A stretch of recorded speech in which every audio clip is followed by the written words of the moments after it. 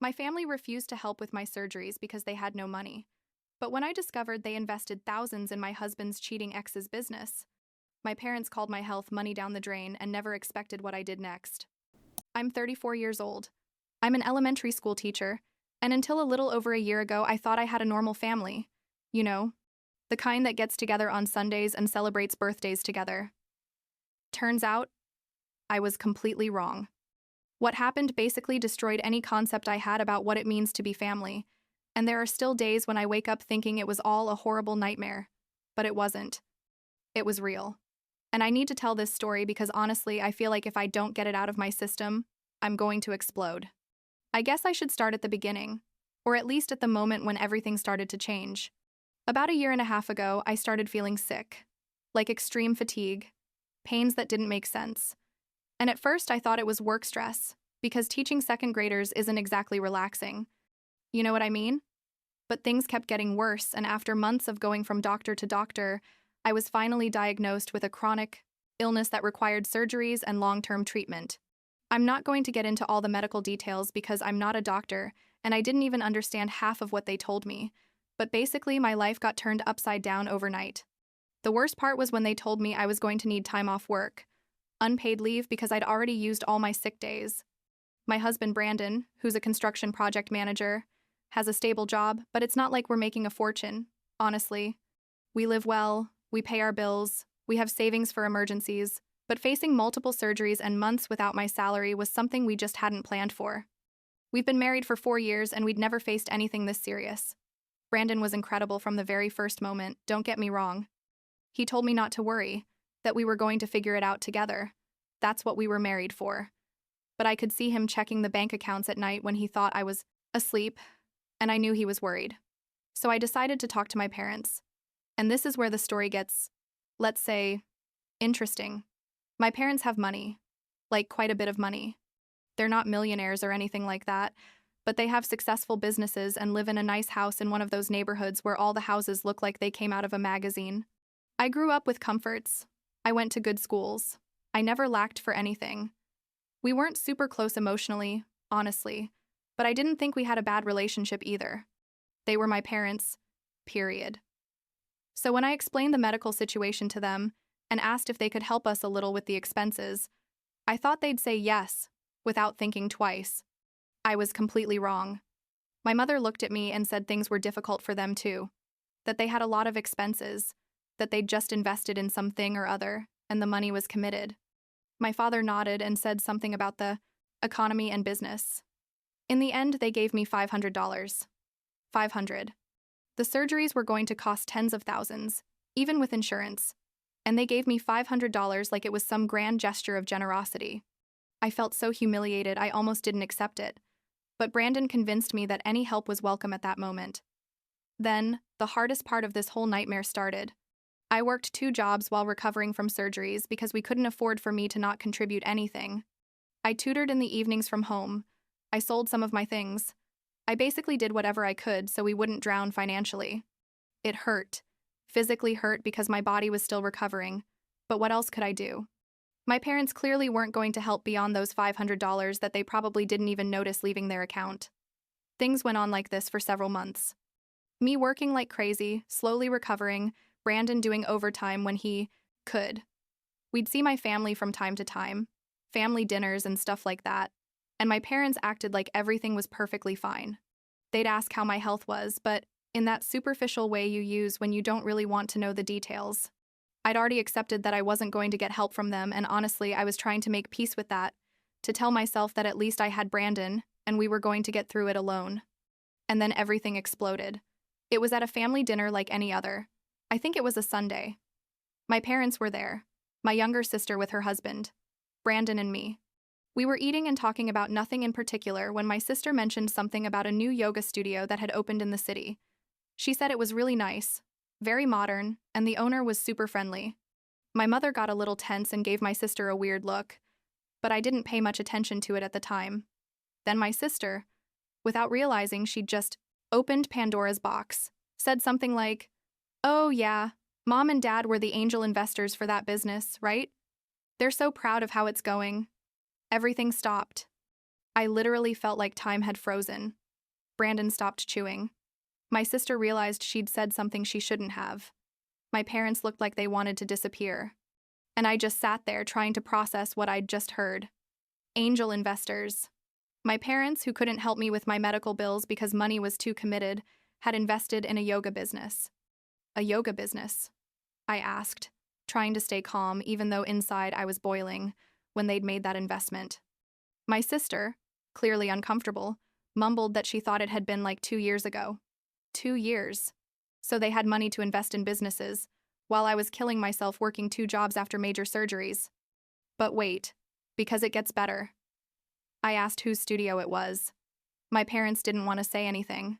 My sister looked at her plate, like it was the most fascinating thing in the world.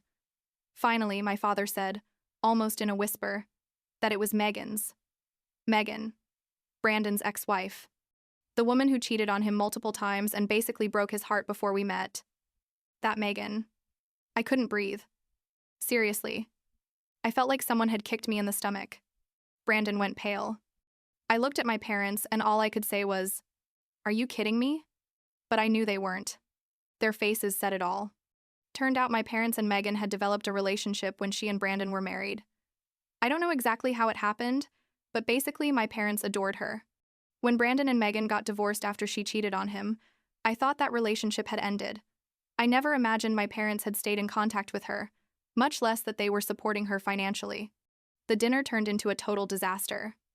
I asked them how they could justify giving her money, probably thousands of dollars for a business, while giving me $500 to save my life. My mother started with excuses about how Megan was a good investment, how the yoga studio had potential, how it was different. I told her in what way was it different. To explain that, my father intervened and said something I'll never forget. He said my medical bills were, and I quote exactly, money down the drain, that they weren't going to see a return on that investment. Investment. He called my health an investment. Brandon got up from the table and said we were leaving. I was still in shock, but my mother kept talking. She said I was overreacting, that medicine wasn't the only answer, that maybe I should try yoga like Megan, that it might help me more than all the surgeries.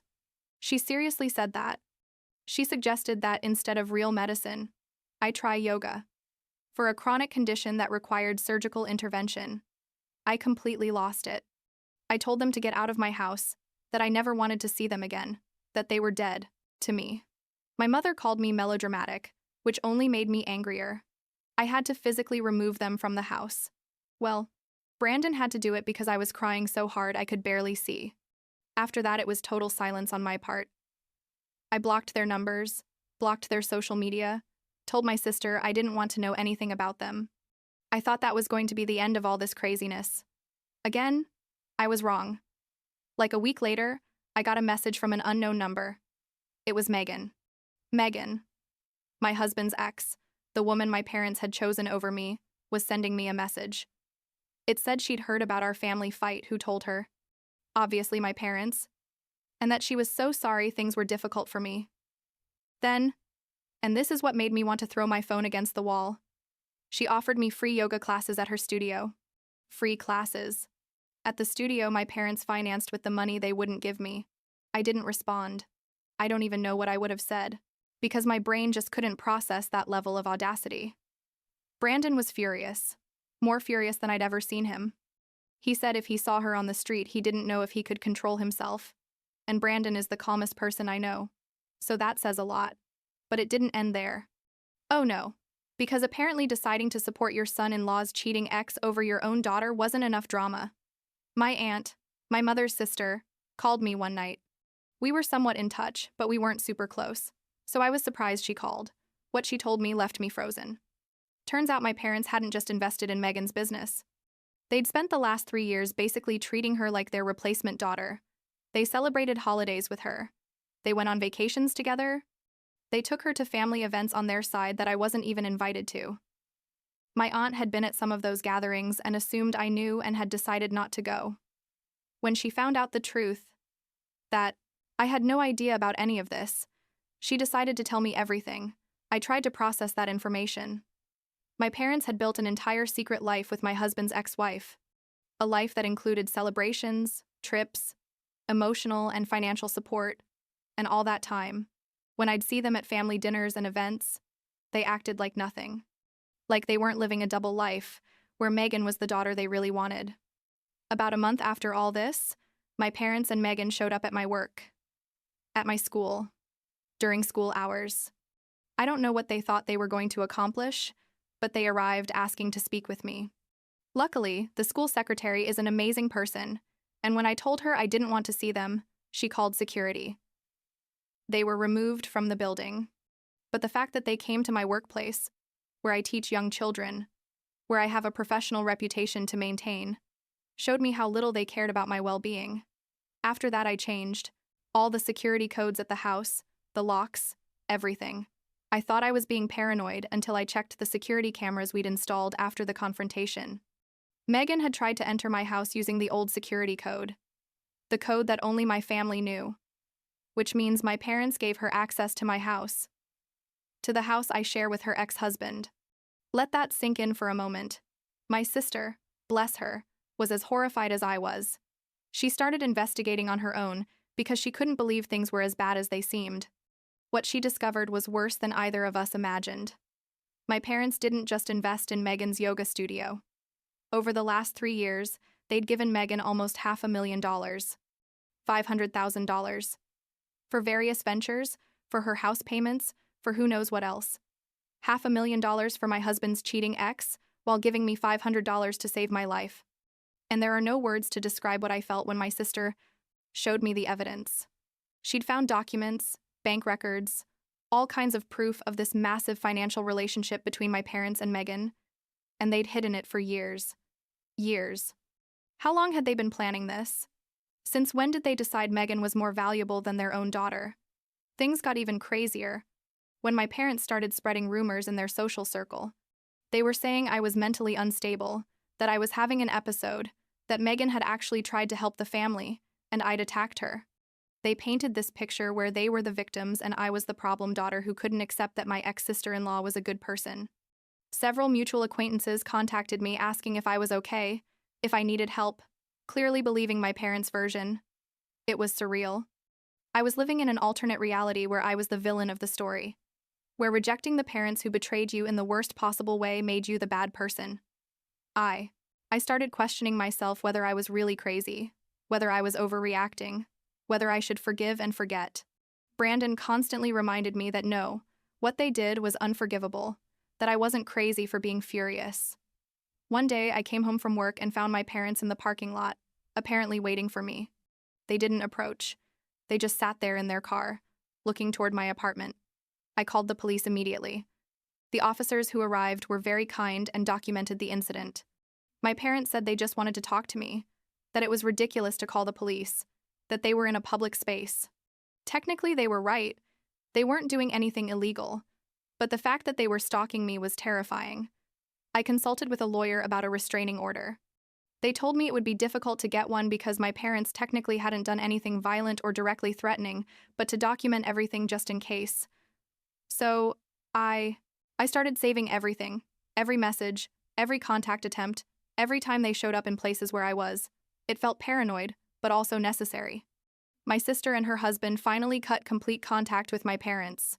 She said she couldn't have a relationship with people who had done something like this, that it was unforgivable, not just what they did to me, but how they justified it. Losing my parents was horrible, but losing my sister too in all this chaos, even though it was her own decision to support me, hurt me in a different way. She didn't deserve to be in the middle of this. My parents intensified their misinformation campaign. They started saying Brandon was taking advantage of me financially, that he'd alienated me from my family, that I was being controlled. The irony was that Brandon had been the only positive constant in all this, the only one who never hesitated to support me, even when it meant facing his ex-wife and my parents at the same time.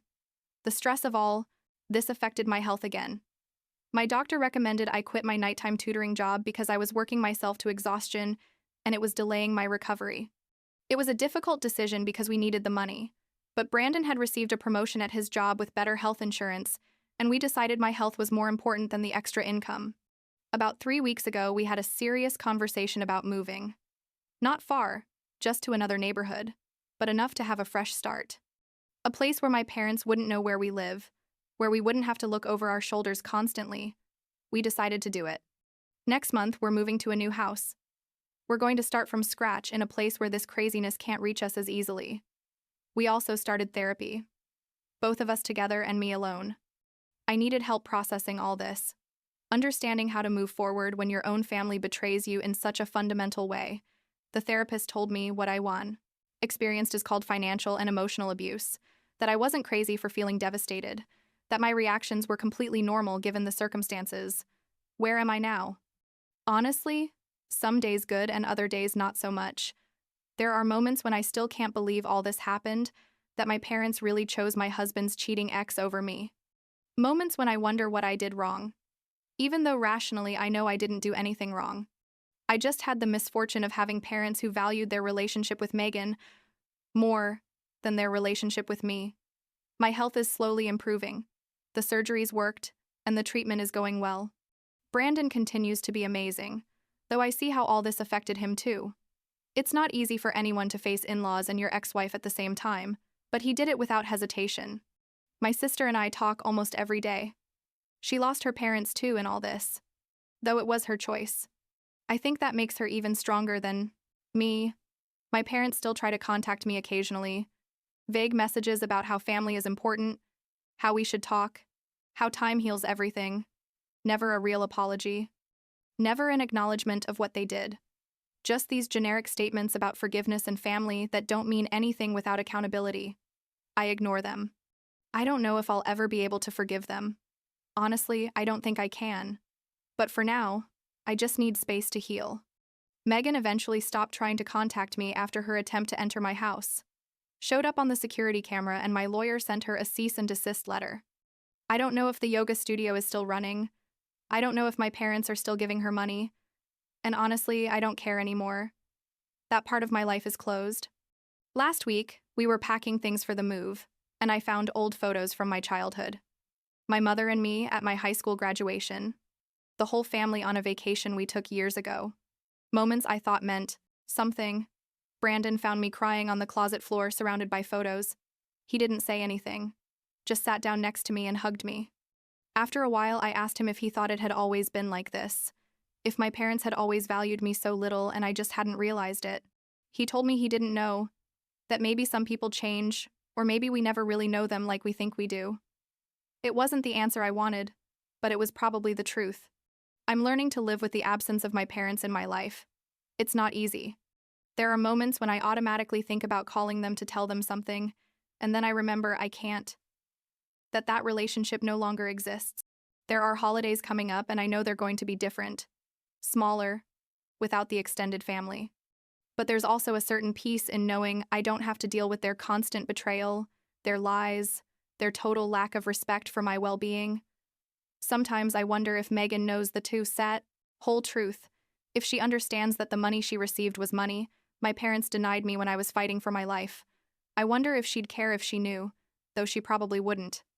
People who cheat on their partners multiple times probably don't have many scruples about accepting money from their ex's in-laws. The move is next week. New house, new address my parents don't have, new security codes they can't give to anyone. We're going to paint the walls colors we like. We're going to have a small garden where Brandon wants to plant vegetables. We're going to build something new that's just ours, without the shadow of this dysfunctional family over us. My sister is coming to help us move.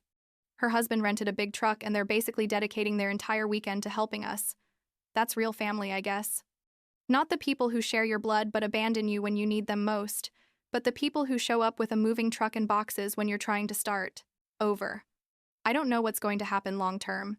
I don't know if my parents will eventually have some kind of epiphany and realize what they did. I don't know if I'll be able to forgive them someday. Though honestly, right now, I don't want to. I don't know if Megan is going to continue being part of their lives, or if they'll eventually see who she really is. Those are all unanswered questions, and I've learned to be okay with that. What I do know is that I survived. I survived the surgeries. I survived working 2 jobs while recovering. I survived discovering my parents betrayed me in the deepest way possible, and I'm going to survive whatever comes next. It's not going to be easy, and I'll probably need therapy for years, but I'm going to be okay. I have Brandon. I have my sister.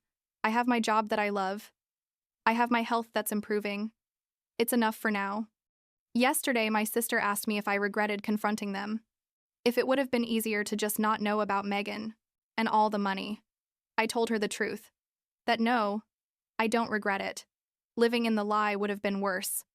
At least now I know exactly who my parents are, and I can make informed decisions about my life based on that truth, as painful as it is, and that's what I'm doing. Making decisions, moving forward, building a life that doesn't include people who showed they don't value me. It's sad, it's painful, but it's also liberating in a strange way. I no longer have to try to earn the love of people who were clearly never going to give it to me the way I deserved it.